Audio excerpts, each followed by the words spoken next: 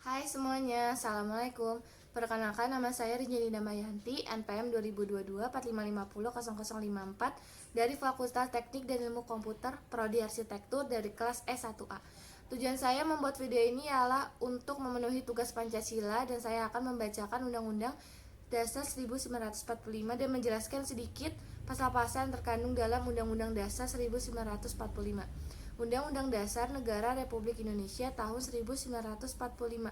Pembukaan bahwa sesungguhnya kemerdekaan itu ialah hak segala bangsa, dan oleh sebab itu maka penjajahan di atas dunia harus dihapuskan karena tidak sesuai dengan peri kemanusiaan dan peri keadilan, dan perjuangan pergerakan kemerdekaan Indonesia telah sampailah pada saat yang membahagia dengan selamat sentosa mengantarkan rakyat Indonesia ke depan pintu gerbang kemerdekaan negara Indonesia yang merdeka, bersatu, berdaulat, adil, dan makmur. Atas berkat rahmat Allah yang Maha Kuasa dan dengan didorongkan oleh keinginan luhur supaya berkehidupan kebangsaan yang bebas, maka rakyat Indonesia menyatakan dengan ini kemerdekaannya. Kemudian daripada itu, untuk membentuk suatu pemerintahan negara Indonesia yang melindungi segenap bangsa Indonesia dan seluruh tumpah darah Indonesia, dan untuk memajukan kesejahteraan umum, mencerdaskan kehidupan bangsa, dan ikut melaksanakan ketertiban dunia yang berdasarkan kemerdekaan, perdamaian abadi, dan keadilan sosial.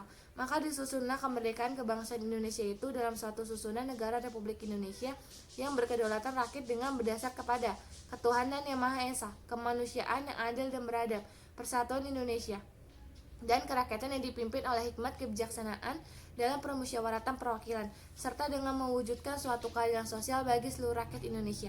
Selanjutnya, saya akan sedikit menjelaskan tentang pasal-pasal yang terkandung dalam Undang-Undang Dasar 1945. Pasal 1 ayat 1. Negara Indonesia adalah negara kesatuan yang berbentuk republik. Pasal 1 ayat 2. Kedaulatan adalah di tangan rakyat yang dilakukan sepenuhnya oleh Majelis Permusyawaratan Rakyat. Pasal 2 ayat 1. Majelis Permusyawaratan Rakyat tersendiri atas anggota-anggota Dewan Perwakilan Rakyat ditambah dengan utusan-utusan dari daerah-daerah dan golongan-golongan menurut aturan yang ditetapkan dengan undang-undang. Pasal 2 ayat 2. Majelis Permusyawaratan Rakyat bersidang sedikit sekalinya dalam 5 tahun di ibu kota negara. Pasal 2 ayat 3. Segala keputusan Majelis Permusyawaratan Rakyat ditetapkan dengan suara yang terbanyak. Pasal 3.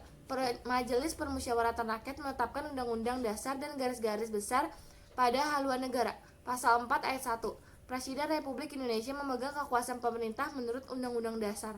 Pasal 4 ayat 2. Presiden melakukan kewajiban presiden dibantu oleh satu orang wakil presiden. Pasal 5 ayat 1. Presiden memegang kekuasaan membentuk undang-undang dengan persetujuan Dewan Perwakilan Rakyat. Pasal 5 ayat 2. Presiden menetapkan peraturan pemerintah untuk menjalankan undang-undang sebagaimana mestinya. Pasal 6 ayat 2.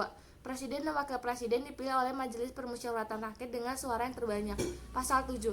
Presiden dan wakil presiden memegang jabatannya selama 5 tahun dan sesudahnya dapat dipilih kembali. Pasal 8. Presiden mangkat, berhenti, atau tidak melakukan kewajibannya dalam masa jabatannya waktunya habis. Pasal 10. Presiden memegang kekuasaan yang tertinggi atas Angkatan Darat, Angkatan Laut, dan Angkatan Udara. Pasal 11. Presiden dengan persetujuan Dewan Perwakilan Rakyat menyatakan perang, membuat perdamaian dan perjanjian dengan negara lain. Pasal 12. Presiden menyatakan keadaan bahaya, syarat dan akibatnya keadaan bahaya ditetapkan dengan undang-undang. Sekian dari saya, terima kasih telah menonton video ini. See you next time. Bye.